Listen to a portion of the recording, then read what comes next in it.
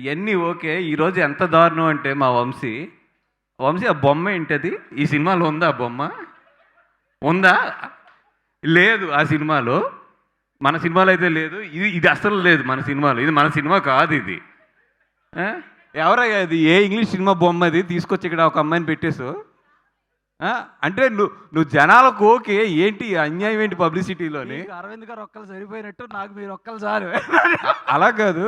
ఆ స్పైడర్లు బాగుతున్నాయి ఇందాక నేను చూస్తున్నా. మన సినిమాలో ఆ స్పైడర్లు ఉన్నాయా? ఇదేమన్నా ఆ? ఆ కుర్చీ పోగడం ఇది కాదు ఈ సినిమా అయితే.